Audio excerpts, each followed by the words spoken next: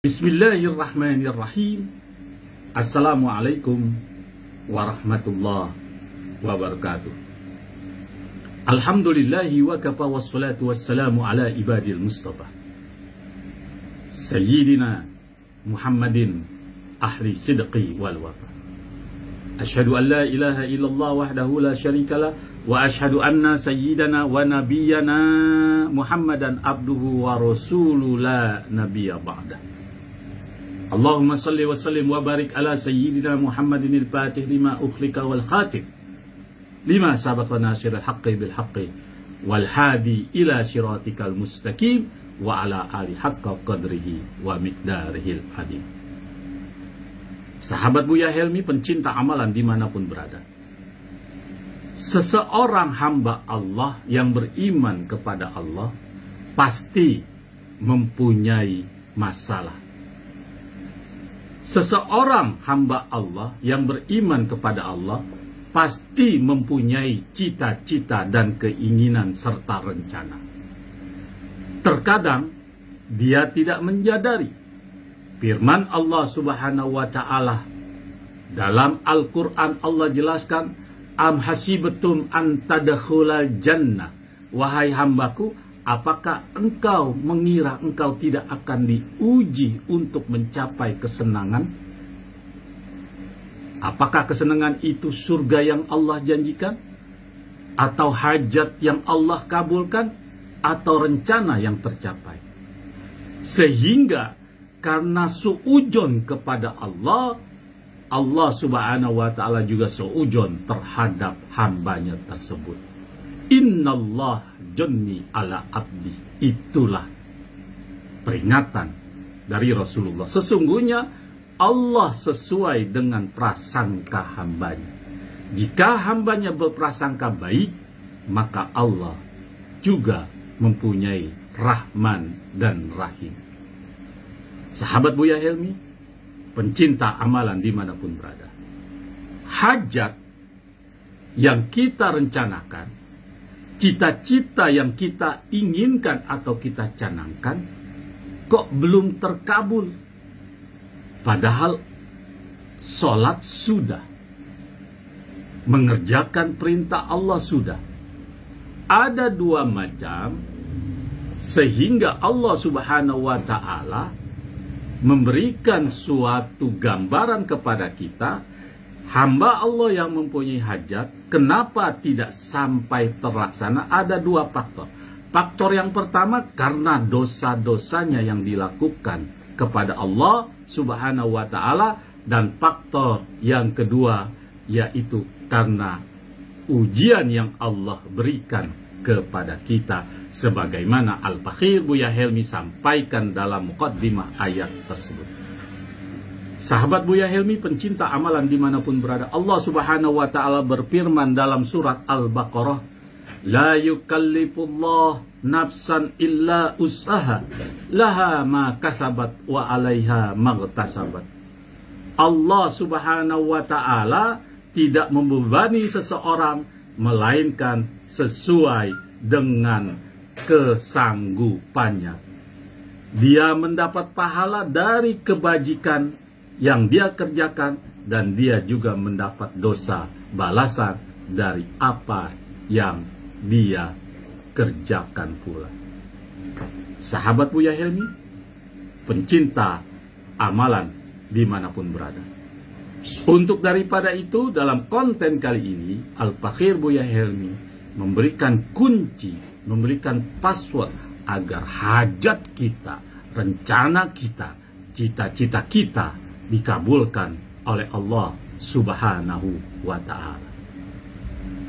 Amalan ini nggak sembarangan. Amalan ini dari seorang guru yang mulia, Al-Habib Abdullah bin Salim Al-Attas. Beliau mengijazahkan kepada muridnya untuk mengamalkan agar kunci Allah mengabulkan segala hajat kita, apapun hajat kita. Allah akan mengampuni dosa kita, apapun dosa kita, dengan amalan ini. Ingat, amalan ini dari guru yang mulia Al-Habib Abdullah bin Salim Al-Attas. Sahabat Buya Helmi, pencinta amalan dimanapun berada, jangan sampai kalau hajat kita tidak dikabulkan oleh Allah lantaran dua faktor itu, karena ujian atau dosa, dan tidak kita memakai kunci atau password yang diamalkan ini, sehingga kita termaktub dari hadis Rasulullah Sallallahu Alaihi Wasallam yang diriwayatkan oleh Imam Tirmizi. Rasulullah Sallallahu Alaihi Wasallam beliau bersabda, sungguh besarnya pahala bersamaan dengan besarnya cobaan. Apabila Allah mencintai suatu kaum, Dia akan menguji mereka. Barang siapa yang rela, maka baginya ridhonya, dan barang siapa yang benci, maka ia akan mendapatkan kebenciannya. Kalau kita rela akan diuji oleh Allah, yakin Allah akan mengeluarkan atas ujian yang diberikan oleh kita, insya Allah. Insya Allah. Jangan kita membenci, justru jangan kita menyalahkan. Misalnya kita diuji oleh Allah bencana, kemudian kita mengeluh, "Madza aradallah bihadza masalah?" Ya Allah, kenapa sampai seperti ini Engkau menurunkan ujian? Jangan seperti ini. Sebagaimana hadis Rasulullah, jika engkau redho, maka Allah akan redho dan Allah akan mengangkat derajat kamu.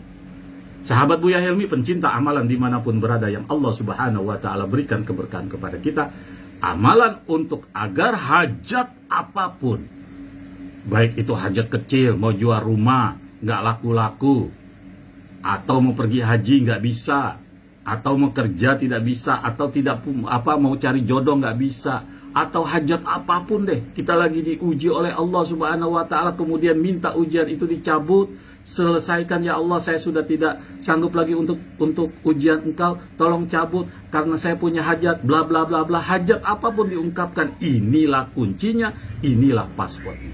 Sahabat Buya Helmi, pencinta amalan dimanapun berada, hajatnya yaitu kita mengerjakan sholat. Bukan sholat zuhur, bukan asar, bukan maghrib, bukan isya, bukan subuh, tapi sholat hajat. Pasti sahabat-sahabat Buya Helmi yang sering melakukan qiyamul lail pasti tahu sholat hajat. Sholat hajatnya adalah sebagai berikut. Apalagi ini bulan yang mulia, bulan Ramadan. Lakukan ini.